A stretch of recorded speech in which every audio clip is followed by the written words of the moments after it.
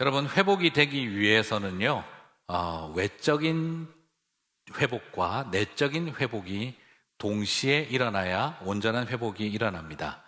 외적으로 누군가가 상처를 치료해주고 또 수리해주고 복원시켜주는 그런 밖에서 회복시켜주는 외적인 회복이 있어야 하고, 그리고 내가 내 마음으로 트라우마를 극복하고 삶의 의지를 붙들어매는 새로운 결단하는 그런 내 내면적인 내적인 회복이 있어야 합니다.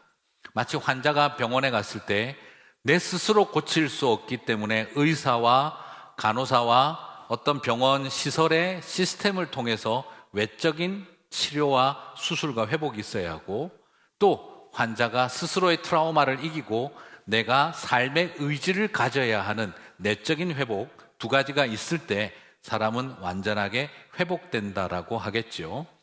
이것은 영적인 회복도 유사합니다. 내 밖에서 내 스스로 구원할 수 없는 내 밖에서 나를 살리고 치유하고 그리고 죄를 사하는 외적인 회복을 해주셔야 하고, 그리고 내 안에서 하나님의 성품과 하나님으로 가득 차는 내적인 회복이 있어야 한다는 거죠.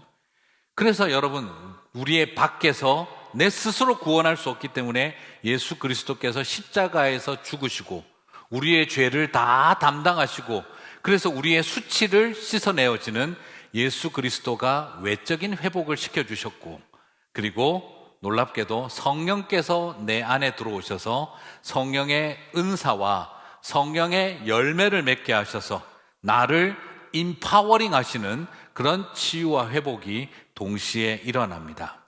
그래서 예수님은 부활하셔서 하나님의 흙으로 사람을 만드셔서 그 코에 생기를 불어넣어 우리를 living spirit, 생명이 되게 하신 것처럼 예수님도 부활하셔서 흙덩어리 같은 우리 인생들에게 다시 숨을 내쉬며 후 하시며 성령을 받으라 라고 하셨던 것을 기억하게 되지요. 자, 참 놀랍게도 요엘 선지자는 이 두 가지를 다 기록을 하고 있습니다. 우리 지난주에 살펴봤던 내용이 무엇입니까?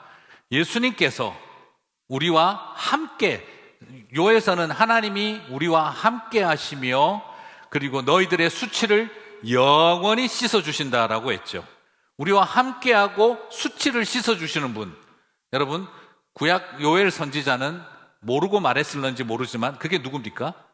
함께 하시는 임마누엘 예수님, 그리고 우리의 수치를 영원히 씻어주시는 분, 십자가의 예수님을 말하죠. 그리고 오늘은 누구를 말하고 있습니까? 만민을 향해 부어주실 성령님에 대한 이야기를 하고 있습니다. 요엘 선지자는 지난주 여러분이 보셨던 것처럼 우리와 임마누엘 하시고 항상 함께 하시며 영원히 수치를 씻어주시는 하나님 이야기를 하고, 오늘은 만민에게 기름처럼 부어지실 성령님 이야기를 하고 있습니다. 그래서 여러분이 알고 있는 것처럼 복음서에서 예수님이 십자가에서 죽으시고 우리와 죄와 수치를 영원히 씻어내시고, 그리고 사도행전에서 성령께서 임하셔서 우리를 인파워링 하시는 것을 우리가 보는 것과 똑같이 요엘서는 이 두 이야기를 함축적으로 기록하고 있습니다. 재밌지 않습니까? 어떻게 구약의 이 요엘서가 예수 그리스도의 십자가와 임마누엘을 이야기를 하고 어떻게 성령님이 우리 가운데 부어지실 것을, 사도행전의 역사를 다 예언하고 있는지 참 놀랍고 감사한 일입니다. 그래서 예수님이 우리의 죄를 씻으신 것처럼 오늘은 성령님이 우리를 충만케 하신다는 것을 보여주고 있습니다. 그래서 오늘 이 예언은 언제 완성이 되어지느냐? 사도행전 오순절 성령님이 임하실 때 오늘 요엘서가 인용되어져서 마지막 날에 내가 나의 영으로 부어주리니 이 예언이 성취되었다라는 걸 보여주고 있는 것이지요. 그래서 창세기에서 흙덩어리 같았던, 흙덩어리로 만들어졌던 저와 여러분이 living spirit, 생명이 된 것처럼, 그래서 죄로 말미암아 죽었던 흙덩어리 같은 우리들을 성령님이 다시 임하셔서 새로운 피조물이 되게 하신 것이죠. 그래서 신약 성경은 저와 여러분을, 사도 바울은 저와 여러분을 새로운 피조물이라고 그렇게 정의하고 있는 것이죠. 창세기에서 하나님이 우리를 만드신 것처럼 복음서와 사도행전을 통해 다시 예수님이 저와 여러분을 향해서 후 불어주시고 성령이 임하심으로 저와 여러분은 다시 새로운 뉴 크리에이처들이 되었다라는 걸 보게 되어집니다. 많은 분들이 성령님을 체험하면 그저 혀가 꼬부라지고 이상한 말이 나오는 신비한 체험을 하는 것으로만 생각하는데, 그러나 오늘 성령님이 임하신 것은 이처럼 거대한 하나님의 계획과 예언을 성취하기 위해서 오셨다라는 걸 보게 되어집니다. 그래서 오늘 저와 여러분 이 본문을 살펴보면서 성령님은 언제 오시는가, 누구에게 오시는가, 왜 오시는가 하는 이 세 가지 질문에 대한 답을 같이 찾아보도록 하겠습니다. 자, 그럼 성령님 첫째, 언제 오시는 걸까요? 여러분, 성령님은 언제 오시는 걸까요? 놀랍게도 우리는 성령 받기에 무르익은 때가 있을 거라고 생각을 해요. 막 은혜 받고 기도하고 금식하고 오시옵소서 할 때 성령님이 오시는 것처럼 생각을 할 때가 많습니다. 그런데 오늘 이 본문은 우리들에게 좀 다른 모습을 보여줍니다. 물론 여기 그런 의미도 있습니다만 오늘 한 가지만 제가 다루도록 하겠는데요. 기본적으로 역사적으로 전무후무한 재난과 재앙의 때를 지나고 난 다음에 오늘 요엘서는 성령님이 오신다라고 말하고 있습니다. 재난과 재앙이 온 땅을 폐허를 만들어내고 사람들의 마음속에는 깊은 시름과 절망이 깊어질 때, 그때 성령님은 절망의 하늘을 가르고 그리고 깊은 시름에 빠져있는 우리의 그 마음 깊은 곳을 가르고 들어오셔서 저와 여러분을 충만하게 하시고 기름 부으신다는 것입니다. 사랑하는 성도 여러분, 꼭 기억하시기를 바랍니다. 가장 내가 부유하고 행복하고 시간 여유 있고 잘 나갈 때 성령께서 기름 부으시는 것이 아니라 가장 절망적이고 가장 고통이 넘치는 그때에 오히려 성령께서 저와 여러분에게 부어주신다라는 것입니다. 그래서 부탁하고 싶습니다. 하나님의 심판과 재앙이 이 땅을 마치 황폐하게 한 것처럼 여겨지고 하나님이 우리를 징벌하신 것처럼 여겨지는 그 순간이 오더라도 성령님은 저와 여러분을 찾아오십니다. 사랑하는 성도 여러분, 그렇죠. 현실을 보면 서바이벌, 생존이 급급할 것 같은 때가 오히려 성령님은 리바이벌의 때로, 부흥의 때로 보고 계신다는 겁니다. 저는 그래서 믿습니다. 이런 상황에서 우리는 어떻게 서바이벌 할 수 있을까를 생각할 때에 오히려 하나님은 저와 여러분에게 리바이벌을 꿈꾸게 하신다는 것입니다. 그래서 저와 여러분은, 우리는 지금 이런 때에 오히려 더 부흥을 위해서 기도하고 엎드려야 한다는 것입니다. 이상준 집사님 기도하면서 고백하신 것처럼 정말 기도할 때 지금이야말로 하나님 앞에 엎드릴 때라는 것입니다. 실패한 마음, 타협한 마음, 다 폐허가 되어버린 우리들의 심령, 그리고 난 뭘 해도 안 된다라고 하는 그런 실패와 패배주의가 우리의 마음을 엄습하고 있을 때에 서바이벌이 윤리가 되어지고 살아남는 것이 우리의 지상 가치가 될 것처럼 여겨질 때에 주님은 저와 여러분에게 부흥을 꿈꾸고 계신다는 것입니다. 사람들은 말합니다. 팬데믹 이후에 교회는 어떻게 해야 서바이벌 할 수 있을까? 전략을 묻습니다. 물론 고민해야 합니다. 사회학적으로, 그리고 미래학적으로, 그리고 우리가 시대가 돌아가는 형편들을 살펴보면 우리는 전략을 찾고 고민해야 합니다. 하지만 지금은 우리가 고민해서 전략을 만들기만 할 때가 아니라 해야 되겠지만 회개하고 엎드리며 지금은 우리에게 리바이벌을 꿈꾸는 때가 되어야 한다는 것입니다. 주님 앞에 엎드리는 리펜턴스, 회개의 시간을 통해서 우리 주님 허락하실 리바이벌, 부흥의 역사를 다시 꿈꿔야 한다는 겁니다. 성도 여러분, 이렇게 말할 수 있는 거지요. 가장 절망적인 때가 가장 은혜 받을 때입니다. 여러분, 역설적이게도 우리 그거 경험하지 않으셨습니까? 가장 가장 절망적일 때가 가장 은혜 받을 때였다라는 거죠. 여러분, 은혜 받기 딱 좋은 날은 없습니다. 돈 잘 벌리고 자식들 잘 마음 뜻하는 대로 잘 살아가고 집안도 경기도 좋고 부유하고 넉넉해질 때 은혜 받기 딱 좋을 때다, 그렇게 생각되십니까? 놀기 좋지 그때 은혜 받기 딱 좋을 때가 아니더라고요. 나중에 애들 다 키워놓고 경제적으로 좀 넉넉해지고 그때 내가 한번 열심히 해봐야지. 그때 열심히 하는 분 제가 별로 본 적이 없습니다. 오히려 정말 힘들고 어렵고 괴로울 때 죽기 딱 좋을 것 같은 날들이 사실은 보니까 은혜 받기 딱 좋은 날들이었습니다. 여러분, 사실 그렇습니다. 죽기 딱 좋을 것 같은 날이 꼭 보면요, 살아야 할 이유가 있는 날이기도 하더라고요. 우리의 삶 가운데 가장 고통스러울 때 지금이 하나님의 은혜가 필요할 때구나 하는 걸 발견하게 됩니다. 사랑하는 성도 여러분, 지금 우리 힘으로 해낼 수 없습니다. 우리의 지혜로 답을 다 찾아낼 수 없음을 인정해야 합니다. 최선을 다하지만 이 모든 것에 대해서 변화는 오직 부어주시는 성령님이 우리 가운데 함께할 때에 이 모든 것을 이겨낼 수 있다는 것을 바라볼 수 있어야 합니다. 그러면 성령님은 어떤 분들에게 오는 걸까요? 누가 성령을 받는 걸까요? 오늘 28절은 만민에게 부어주리니 하고 있습니다. 29절은 남종과 여종에게 부어주리니, 그리고 그 말씀 사이에는 뭐가 있습니까? 자녀들은, 그리고 젊은이들은, 노인들은 다 하나님께서 이상을 보고 환상을 보게 하실 거라고 하셨습니다. 꿈을 꾸게 하실 거라고 했습니다. 여러분, 이게 굉장히 참 놀랍습니다. 여러분이 알고 계시는 구약적 개념에서 성령의 기름 부으심은 누가 경험하는 걸까요? 남자와 여자 중에 누가 경험하는 겁니까? 남자가 하는 거죠. 그 다음 유대인과 이방인들 중에 누가 하는 겁니까? 유대인이 하는 거죠. 그리고 여러분이 알고 있는 것으로 보실 때 직분으로 본다면 누가 하는 겁니까? 평신도가 합니까? 아니면 왕, 제사장, 선지자, 이런 직분자들만 받는 겁니까?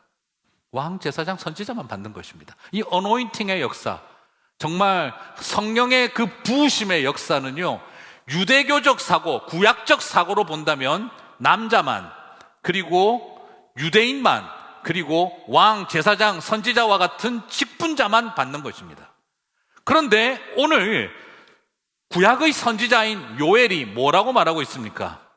남종과 여종에게 부어주리니, 그리고 천하 만민에게, 여기서 이 만민은 그냥 all nations가 아니라 하늘 아래 숨쉬는 모든 존재들이라는 표현입니다. 생명 있는 모든 것들이라는 표현과 가깝습니다.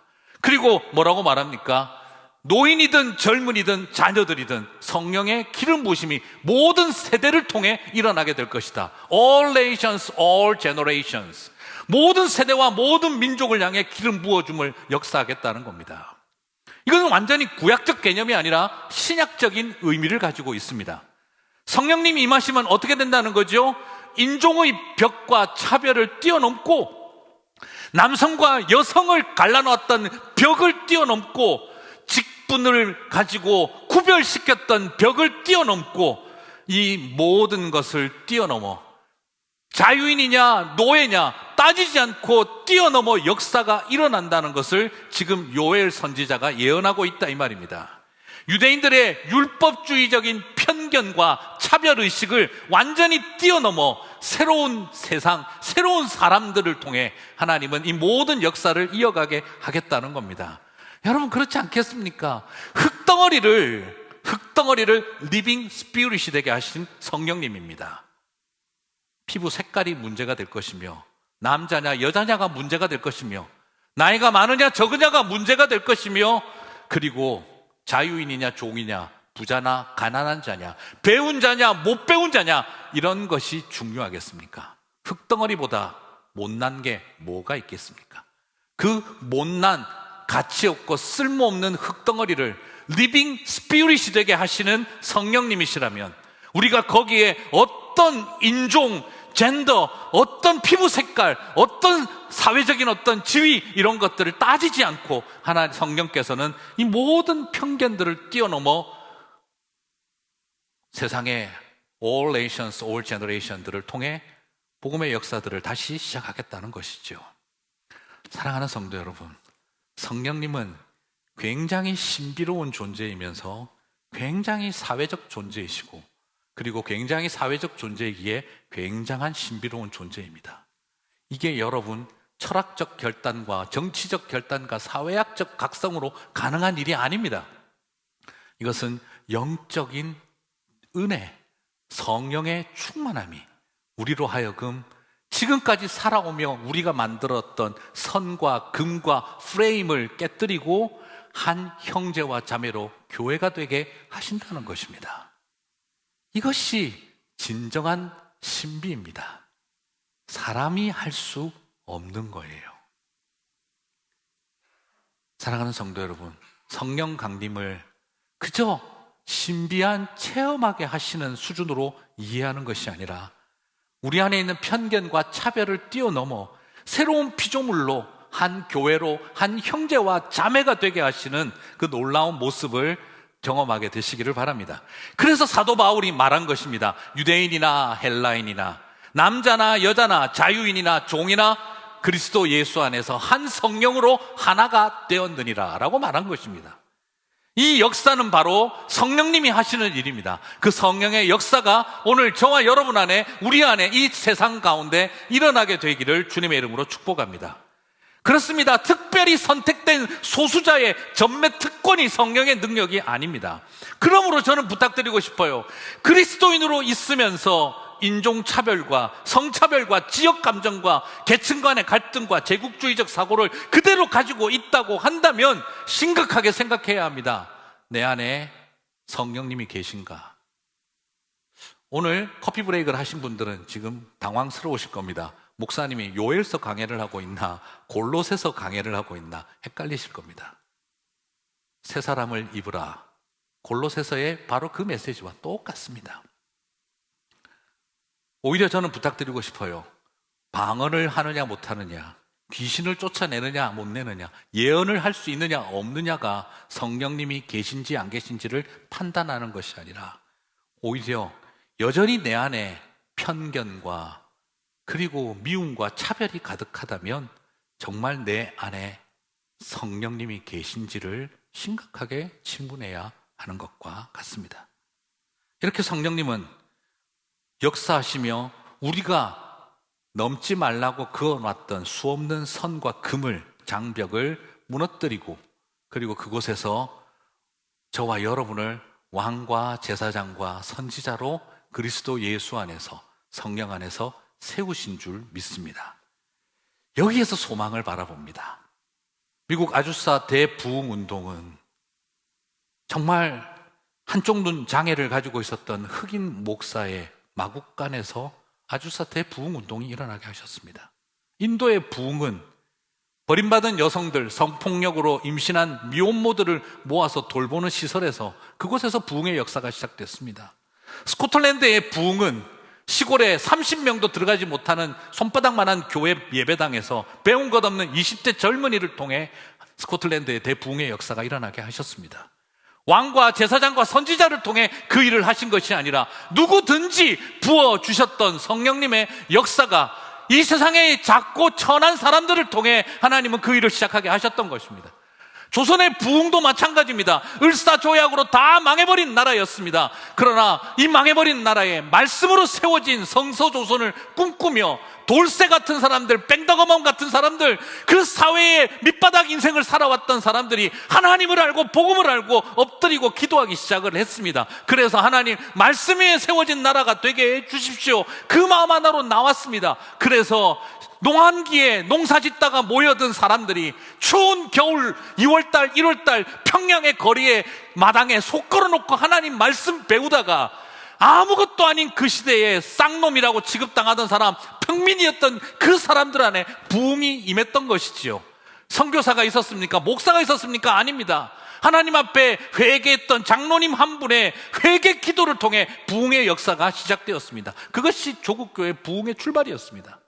세상이 우리를 뭐라고 규정을 하든, 세상이 우리를 어떻게 정리하든, 쌍놈이라고 하든, 유색인종이라고 하든, 가방끈이 짧다고 하든, 어디 여자가 감히 어린 것들이 어디서 함부로 말이야, 연세 드셨으면 좀 가만히 계세요 하는 이런 분위기가 아니라, 성령님은 유대인이든 남자든 왕이든 제사장이든 선지자든 누구든지 간에 세상의 꼴찌라도 데리고 그 세상의 변화를 꿈꾸셨던 것입니다. 사랑하는 성도 여러분, 성령님은 지금도 그렇게 저와 여러분을 향해 부으시는 줄 믿습니다. 은혜 받기 딱 좋은 사람 없습니다. 나 같은 죄인에게 역사하십니다.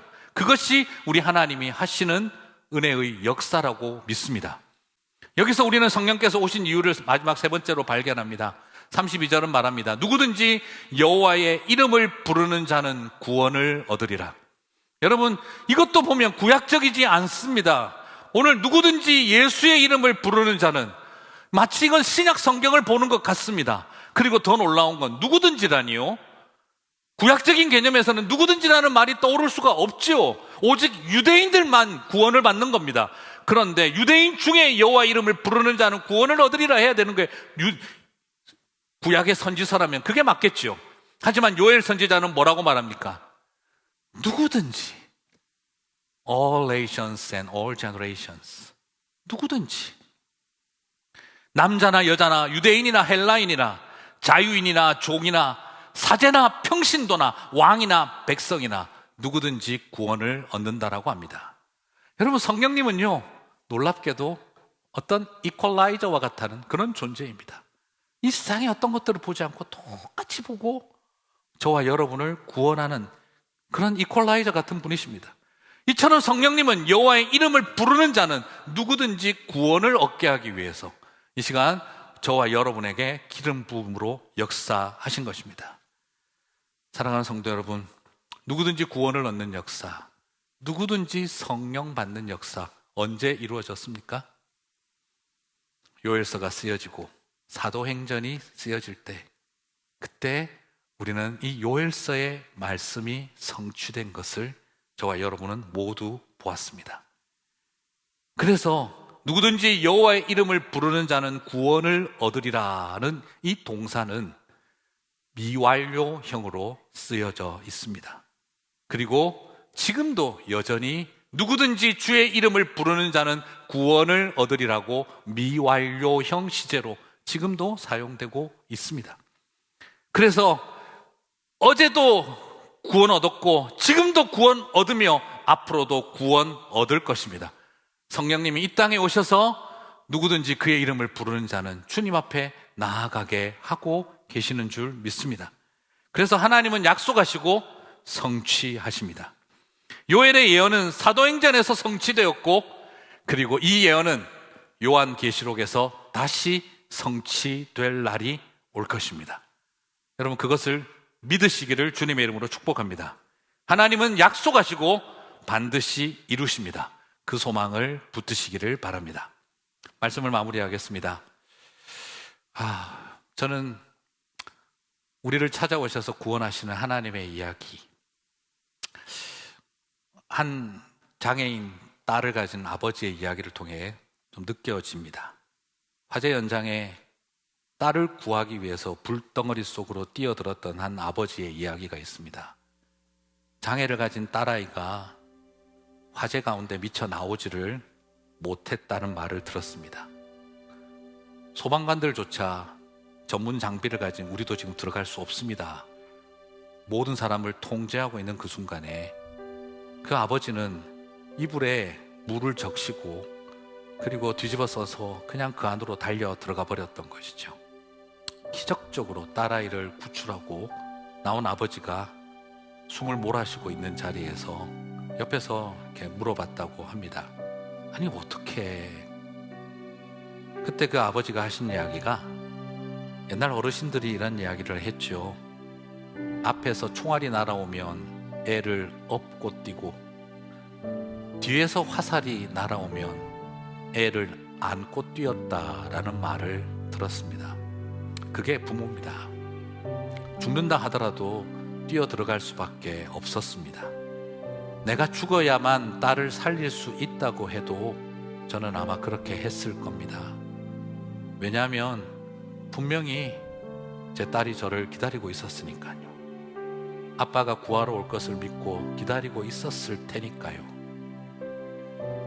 아버지에게는 내가 죽을 수 있다는 사실보다 지금 상황과 때가 너무 좋지 않다는 그런 객관적인 이야기보다 저 불구덩이 속에서 장애를 가진 내 딸이 아빠를 기다리고 있다는 것이 더 절실했다라는 것이죠. 저는 그 말을 들으면서 왜 이 불구덩이 같은 세상에 예수님이 오셨을까를 생각을 해봅니다.